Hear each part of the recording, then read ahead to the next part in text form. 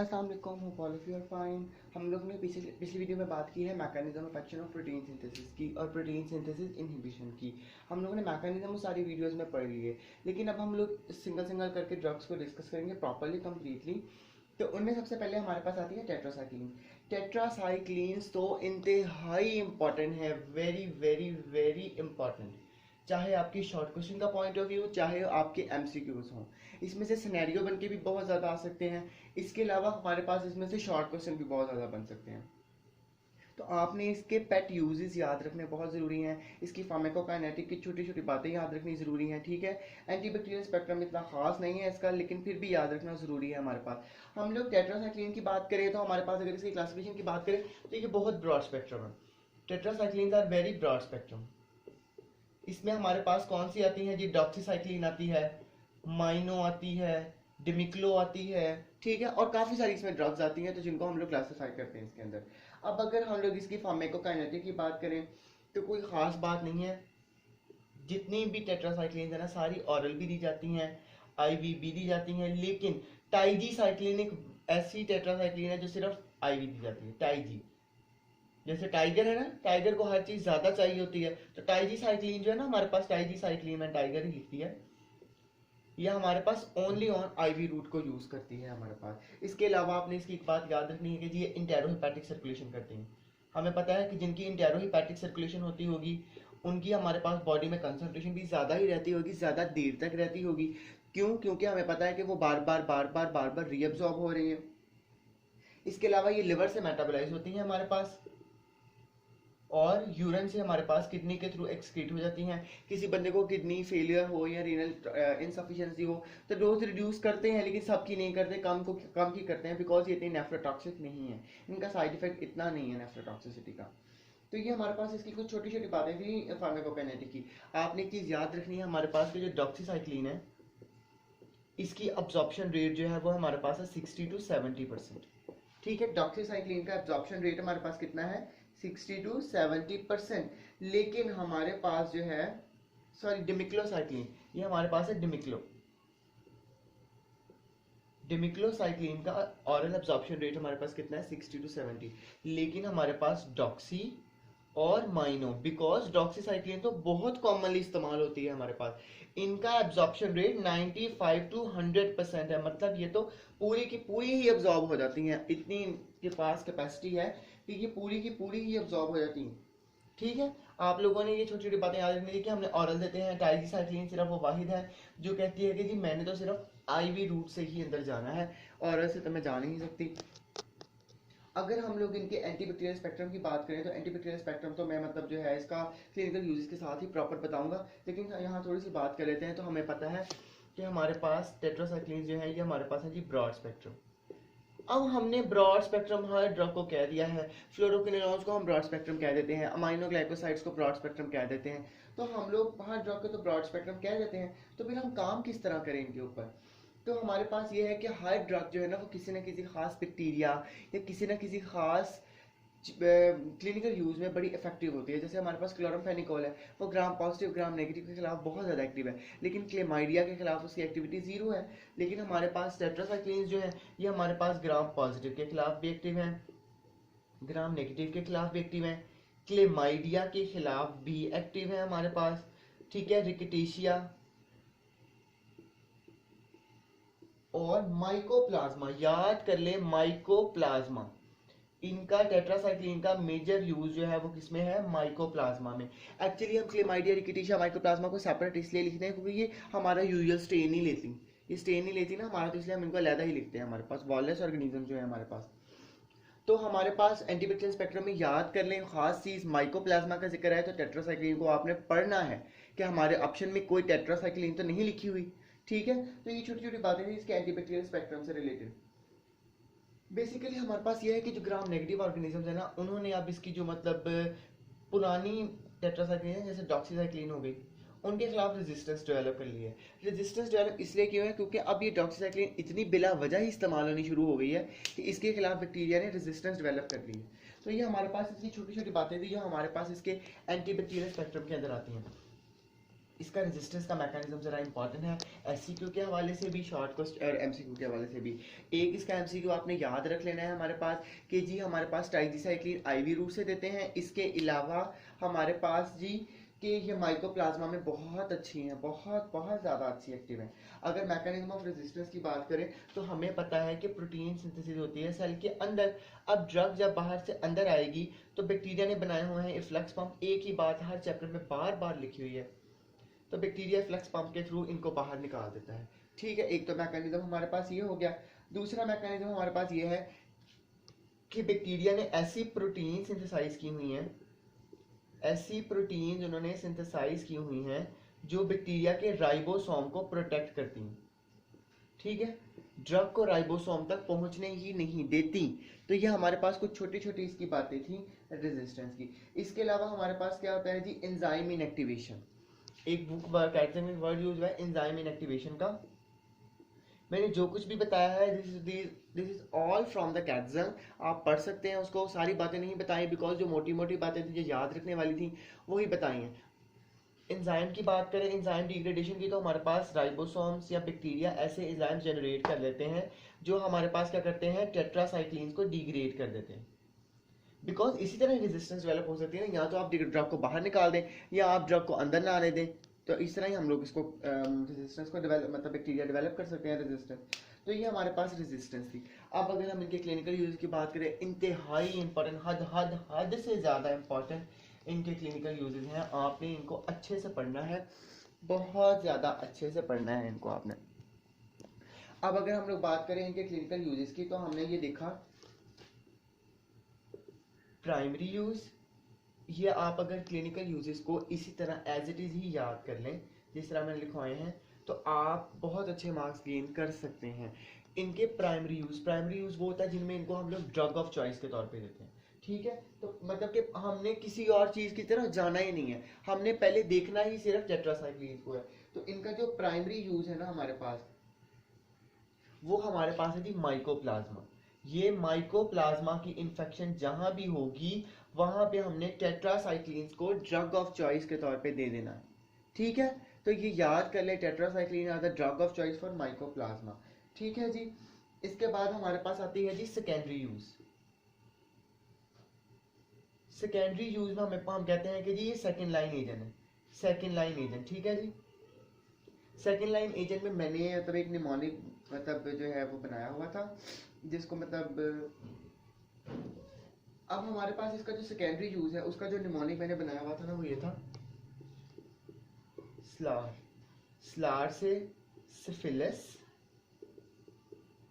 L से Lyme disease, ए से acne, are से रेस्पिरेटरी डिजीजेस जिसमें ब्रोंकाइटिस,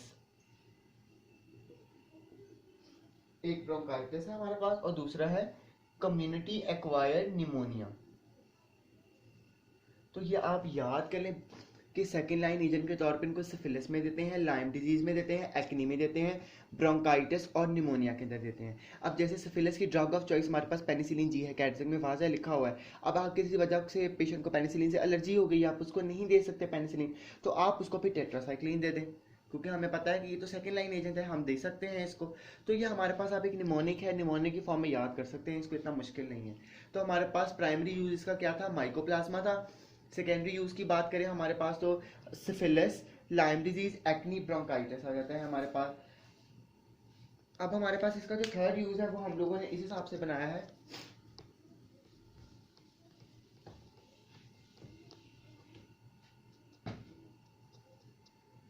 थर्ड यूज जो है ना इसका वो है हमारे पास सिलेक्टिव यूज। सिलेक्टिव मतलब समथिंग चूजी, समथिंग स्पेशल। तो सेलेक्टिव यूज बैक्टीरिया का क्या है कि इसके अंदर हम लोग इन कंडीशंस के अंदर टेट्रासाइक्लिन को इस्तेमाल कर सकते हैं। अब ये कौन कौन सी कंडीशन है हमारे पास, इसको आप याद रख लें जी महल के नाम से। एम से हमारे पास बन जाता है जी माइकोप्लाज्मा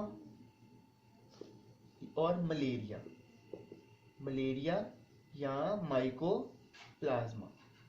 ठीक है जी। ए से हमारे पास बन जाती है अमीबिक डिजीजेस,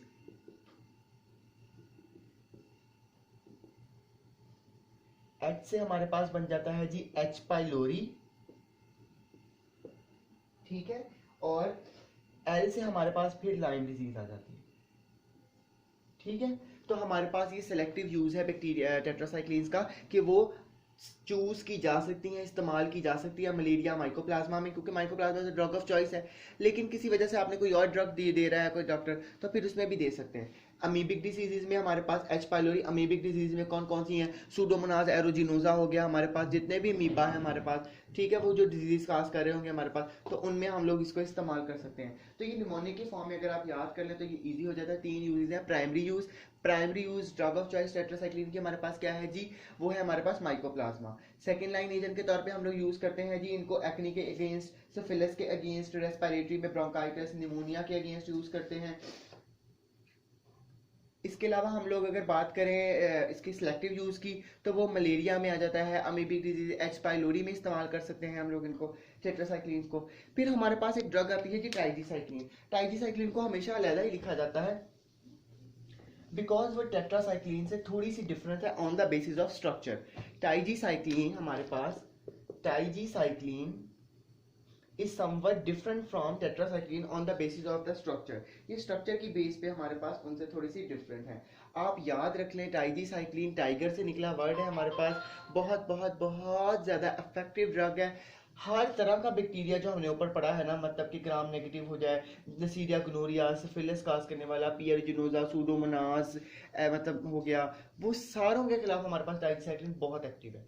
इसके अलावा ये एक्टिव है रेजिस्टेंट स्ट्रेन्स के खिलाफ, रेजिस्टेंट स्ट्रेन्स के खिलाफ ये बड़ी एक्टिव है, जिसमें हमारे पास वैंकोमाइसिन रेजिस्टेंट स्ट्रेन्स हो गई, ठीक है, मेथिसिलिन रेजिस्टेंट स्ट्रेन्स हो गई, ठीक है, पेनिसिलिन रेजिस्टेंट स्ट्रेन्स हो गई, इसके अलावा सिप्रोफ्लॉक्सासिन रेजिस्टेंट स्ट्रेन्स हो गए। तो ये रेजिस्टेंट स्ट्रेन्स के खिलाफ बहुत एक्टिव ड्रग है हमारे पास ट्राइजीसाइक्लिन। लेकिन हमें पता है कि अल्लाह ताला ने हर चीज़ के अंदर कोई ना कोई खामी तो रखी होती है, तो हमारे पास ट्राइजीसाइक्लिन भी कुछ चीज़ों से डरती है। आप 3 बैक्टीरिया के नाम हिफ्स कर लें जिनके खिलाफ ट्राइजीसाइक्लिन रेजिस्टेंट है। प्रोटियस, ठीक है जी, प्रोविडेंशिया,